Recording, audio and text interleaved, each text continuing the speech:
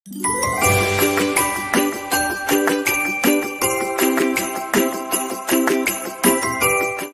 teman-teman, jumpa lagi ya dengan saya tetap di channel Yulili. Kali ini saya dan Mas Pucu sambil sarapan. Kosai, thank you. Nah, kita sambil sarapan sambil membahas yaitu pentingnya pembuatan catatan penerimaan gaji dan daftar libur. Kenapa kita membahas konten ini? Karena sebenarnya sepele bagi teman-teman yang mungkin hampir 90% di Hong Kong itu masalahnya hanya sepele. Tapi ternyata masih ada 2% dari beberapa teman yang kerja di Hong Kong itu mengalami pulang ke Indonesia gajinya masih belum selesai sama majikan. Ya, kalau ditanya sih karena percaya sama majikan, katanya majikannya baik dan katanya mau kirim uang kalau sudah pulang ke Indonesia. Jadi di sini saya hanya membahas ya, karena 2 hari yang lalu ada salah satu teman yang cerita atau curhat, ngobrol ke bujuku. Jadi di sini saya juga ingin menegaskan untuk teman-teman semuanya bahwa pentingnya untuk pembuatan catatan gajian tiap bulan dan catatan libur setiap hari Minggu dan public holiday. Kemarin ceritanya bagaimana, darling? Aku hanya sekilas mendengarkan saja. Ceritanya apa ya? Ceritanya majikannya nanti itu mau bayarin sisanya, kurangannya. Terus setelah dari Indonesia tak transfer. Ya dia kan orang baik. Majikannya? Ya dianya, menurut aku, mbaknya. Percaya. Mbaknya orang baik. Ya mohon maaf tidak mendiskreditkan salah satu religi ya. Tapi mbaknya itu polos dan mbaknya yakin gitu loh bahwa majikannya itu akan menyelesaikan tanggungannya gitu. Tapi ternyata alhasil ya wis. Makanya kalau uang sudah lepas dari tangan, harapannya tipis. Jadi kalau saya memang apapun itu ya, apapun selesai kontrak, harus selesai urusan. Semua harus selesai urusan. Harus diselesaikan semua. Tanggungan-tanggungan majikan semuanya harus, mau tiket, mau cuti, mau libur, semua harus dihabiskan. Kalau majikan tidak membiasakan untuk menulis catatan, ya kita harus inisiatif karena itu adalah kepentingan kita, kayak gitu loh. Jadi ini jaga-jaga nih. Setiap kontrak itu 2 tahun. Setiap selesai kontrak 2 tahun, kita harus selesai urusan dengan majikan di kontrak yang berakhir. Meskipun renew ya, meskipun renew itu semua harus selesai. Makanya kontrak kerja itu kan 2 tahun. Kita mau renew kontrak atau finish kontrak atau interminate itu harus diselesaikan di saat kontrak selesai. Bagi teman-teman yang kepengen renew lagi, jadi kontraknya itu hak-haknya itu apa aja harus diselesaikan. Cuti tahunan, kita mau ambil libur apa enggak? Kalau enggak, ya otomatis majikan harus ngasih uang cuti tahunan, tiket pulang ke Indonesia, tiket PP ya. Bagi teman-teman yang renew kontrak, kalau seandainya teman-teman memutuskan kesepakatan untuk tidak pulang ke Indonesia, ambil cuti, ya teman-teman harus ambil saat sebelum tanda tangan kontrak baru. Jadi harus diselesaikan. Jangan dipikir majikannya apik ya.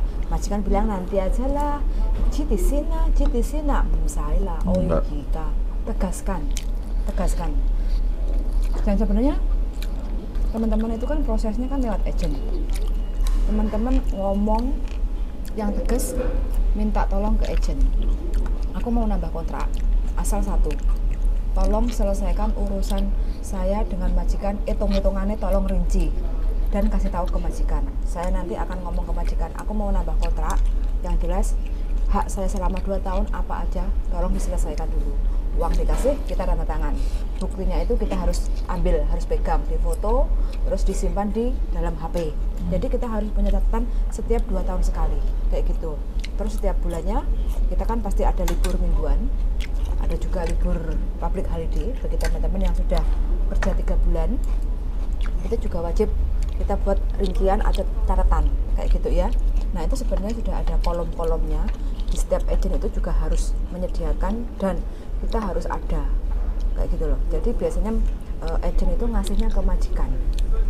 Kalau majikan nggak mau ngereken, ya teman-teman harus bertanya. Kalau majikan tetap nggak reken, teman-teman harus inisiatif sendiri kayak gitu ya.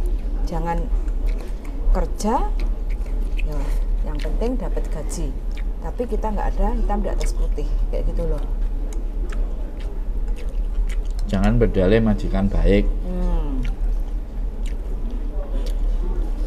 Baik itu bonus, tapi kita harus memperjuangkan apa yang menjadi hak-hak kita.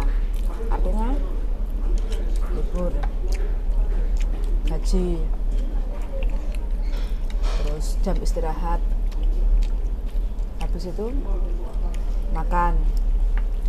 Kalau memang makan nggak layak, jangan ngeluh, jangan sambat, Minta. ke Facebook, ke teman yang lain, dia nggak akan bisa menolong. Tuh, Yang bisa menolong ya diri kita sendiri. Caranya bagaimana? minta. Ya, ngomong sama majikan. Nggak mungkin majikan yang nggak mau mendengarkan kita. Terkecuali kalau kita mintanya itu kelewatan. Minta kelewatan seperti apa sih? Minta makanan yang fresh. Impossible bagi kita yang seperti itu ya. Paling tidak kayak gini, kita sudah ada keyek. Ini keyek yang fresh. Intinya kita di freezer, terus kita goreng, kita masak. Ini harus ada stok kayak majikan itu, telur, keyek, ikan, kayak gitu. Itu kan masih harus makanan, kita kerja itu harus membutuhkan gizi. Bilang nasi. Wajib nasi itu. Bilang nasi. Kita orang Asia, orang Indonesia. Nah, kalau dia nggak penting nasi sama kita penting nasi. Jangan Teman-teman harus setiap siang mie terus, apalagi mie instan, mie serbuk bubuk yang seperti itu kurang sehat jangka panjangnya. 10 tahun ke depan itu teman-teman ngefek sendiri ke kondisi kesehatan badan kita kayak gitu ya teman-teman. Jadi nggak usah takut, Hongkong itu ada undang-undangnya. Kalau majikan kelewat batas, pandai-pandai kita. Cara mengatasinya gimana, Ling? Cara mengatasinya? gampang, cak tukaran. Jadi mesti perusuh. Nah, piye?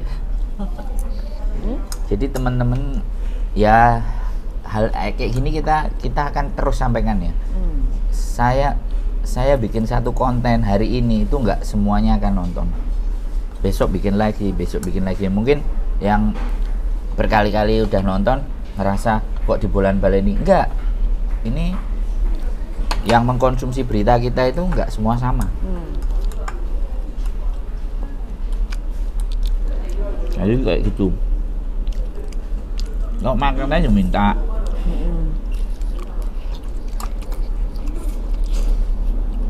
Jadi Buktinya loh si April sama imigrasi kan ditanyain, kamu mau nuntut nggak? Jadi teman-teman diperlakukan nggak layak ketika dilaporin ke imigrasi nanya, mau nuntut nggak lo? kalau mau dikasih jalan, monggo. Kalau enggak, ya bikin surat pernyataan tidak ada penuntutan kayak gitu. Kita tahu teman-teman butuh duit buat kerja.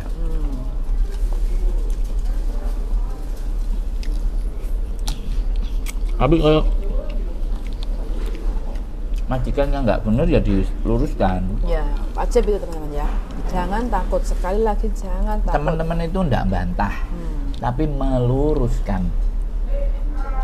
Makanya Meluruskan yang sudah ditulis. adaptasi, terus kita harus cepat untuk menguasai bahasa. Bahasa itu tidak harus Kantonis, Inggris. Jadi kita selama mungkin ini yang pemula ya, agak susah menguasai bahasa Kantonis. Jadi di rumah di Indonesia sebelum berangkat itu sebisa mungkin untuk mempercepat penguasaannya memahami bahasa Inggris kayak gitu. Sendok. Penting, bahasa juga penting supaya teman-teman tuh kalau ada masalah, Tahu. ada unek-unek, tahu cara penyampaiannya. Itu mbaknya kemarin itu yang belum digaji kerja berapa lama belum digaji pulang itu? Digaji. Terus? Cuman ada beberapa yang kurang. Ada beberapa yang kurang. Mungkin tanggungan libur kayak atau apa. Nah, jadi di sini intisari dari pembicaraan kita hari ini, jangan mudah percaya dengan janji, apalagi kita sudah pulang ke Indonesia. Mbaknya udah hampir 3 bulan di rumah, ternyata itu belum ada kiriman dari majikan. Dia mau nuntut kayak apa, orang nggak ada bukti, nggak ada hitam di atas putih, nggak ada perjanjian kayak gitu loh, ya kan Deli? Dia pengennya kan dia caranya supaya mendapatkan uangnya itu kan. Nah tapi selama dia bikin perjanjian kurangnya berapa itu kan nggak ada catatan, dia sendiri kan nggak ada catatan. Saya tanyain, ada nggak Mbak? Nggak ada.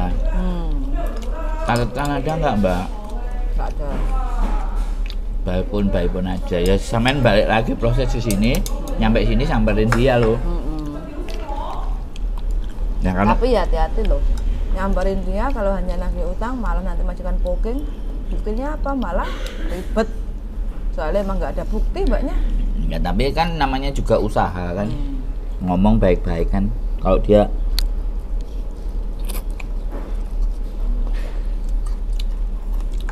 kok pahit lagi?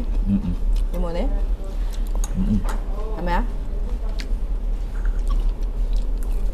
Kayak no good, pahit.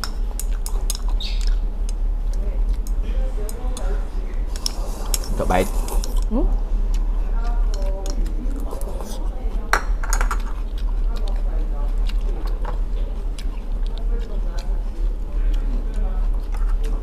Ngemiskan. Gak enak. Sudah aku. Lagi lah. Lagi. Sulak kok.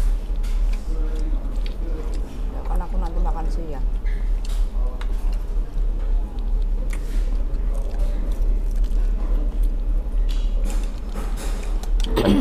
Penting. Pembuatan catatan penerimaan gaji dan daftar libur itu sangat penting sekali teman-teman ya. Kalau teman-teman, bagi teman-teman yang mungkin setiap bulannya tidak terima tanda tangan gaji, tanya ke majikan, minta memulailah. Kalau enggak, teman-teman sendiri yang punya inisiatif. Jadi contohnya seperti ini.